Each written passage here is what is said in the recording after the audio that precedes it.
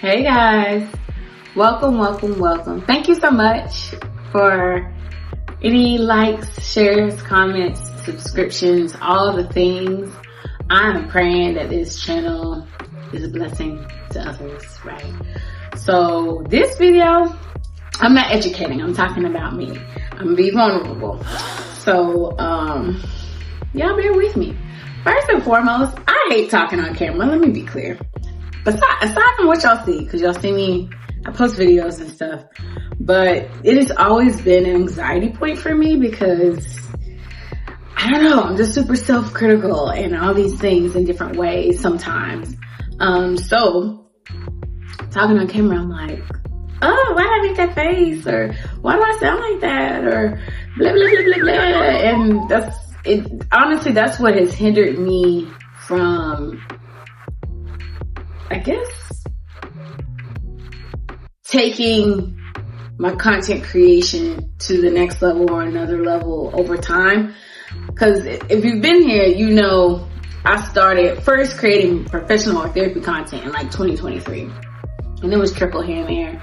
And then life got in the way. I went through a serious depression episode just with things that were happening in my life. And I took a step back because I needed to focus on that more. I came back, and then there was a point I was posting every day, which was cool. And when I started, I was like, I don't know what I'm doing. I still don't know what I'm doing. Just to be clear, I'm learning along the way. Thank God for people who have come before me who share how they got started and equipment and blah, blah, blah, blah, all the things, right? That has helped a ton. I'm starting with what I have, which is what you're supposed to do. So, I just want to let y'all know, be nice to me, okay? Be nice to me. I am, for those who don't know, a lot of people don't know this. I don't even know if everybody who actually knows me knows this. I am clinically diagnosed with ADHD. I also have struggles with seasonal depression. I've talked about that on my page. Anxiety, childhood PTSD, those sort of things. And they impact who I am and how I show up. They do. So yes, I can be a little bit quirky. My humor is all over the place. I laugh at everything if you haven't noticed. If you follow me long enough, you know I'm a chuckle. I don't need you to chuckle. I'm a chuckle at myself, or I'm having simultaneous thoughts at once. And I said something that made me think of something else and I'm gonna laugh. So you're just gonna see me be me in this space. And I want you to be able to ask anything. I want to share things from my perspective and my experiences. I'm going to share things from a clinical perspective and other aspects just from a real life perspective. The shift in content. So there was a point where I was making memes, I was doing funny stuff, I was doing TikTok dances, I was just doing all sorts of things, just being me in different ways. But I want to narrow down what I post to be more informational. I'm still gonna be funny and all the things, silly me, because that's just who I am.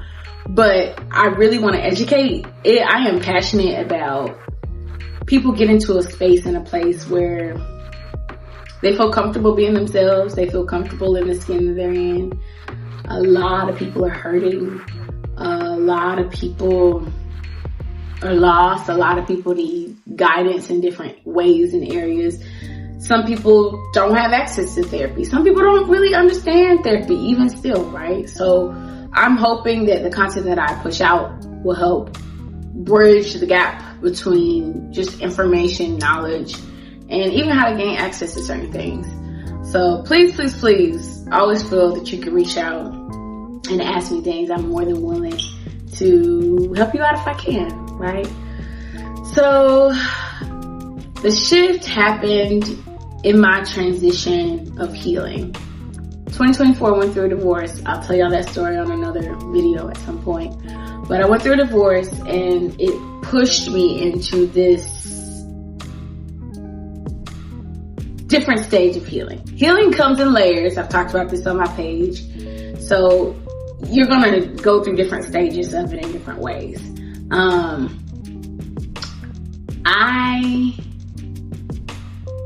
cannot tell if this is recording. A few moments later.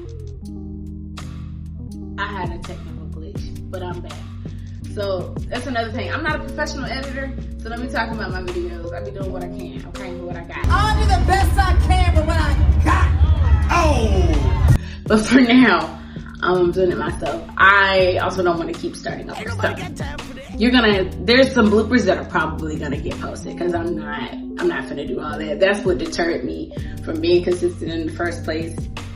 I'm letting go of just self-criticism and showing up like, this is what it looks like when you don't know what you're doing, but you know you want to start something, you're trying to be obedient to God. So here, you're going to see all of it in different ways. Anyways, as I was saying, I was going through this stage of my healing journey, and as I was purging different things out and getting closer to God, he just laid it on my heart like, hey, I want you to teach people about love and relationships and dating the same way you do your therapy clients. And I'm like, I'm already doing that in therapy. What you mean? It's like, no, as a coach. So I want you to add that to your title. Difference between therapist and a coach. Therapists, we provide a space for you to reflect, give you perspectives, give you things to think about, educate you on just different things from a psychology and mental health standpoint. We point out what's healthy, what's not healthy. Ultimately, at the end of the day, what you choose to do is on you. And we should not be, I've heard some stories, but therapists should not be pushing you to do one thing or the other. People can get it misconstrued because I've heard people repeat things that the therapist said this, and I'm like, did they say that? Or did they say this and that's what you pull from it? So that's another habit that people have, is they'll hear one thing, and however they interpret it, that's what they said the person said. Y'all have got to stop doing that. Words are words for a reason. So repeat the words that you heard, right? My clients know, I'll tell them all the time. Like, if you're going to tell your significant other, your spouse, whoever, what my therapist said, blah, blah, blah, make sure you quote me correctly and give full context. Don't be giving half stories, because that's how communication gets broken down. But anywho, it's essentially, I want people to learn, like, what certain things are. What is a narcissist? What does healthy love look like? What does certain type of attachment issues look like? How do I know if I'm the problem? How do I know if, I don't know, just insert anything. It's gonna come out as it comes to me. Sometimes I'm inspired by sessions that I have. I'm never gonna put a client's stuff on blast, so y'all ain't gotta worry about that.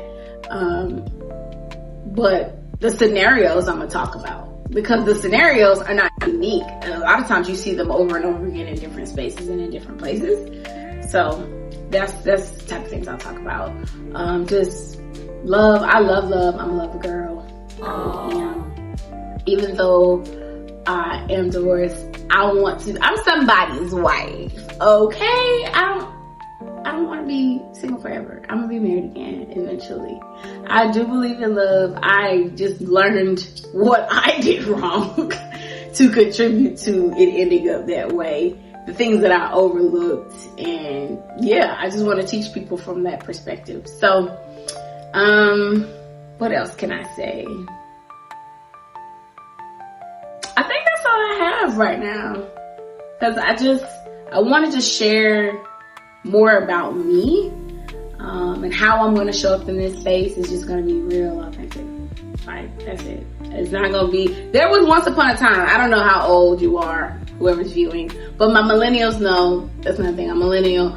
I'm a 90s baby. I ain't never let my peace sign go. You hate it. Sorry, just exit stage left. It is what it is. Do I have a jean jacket? I got one somewhere. I ain't letting that go either. It's gonna come out when it needs to come out. But I don't know how old you guys are, but there was once upon a time where on social media, we just showed up as ourselves and we had fun. It wasn't about an aesthetic. It wasn't about who you could flex on. It was just like, I'm sharing my life. This is what happened this weekend. This is what I'm doing right now.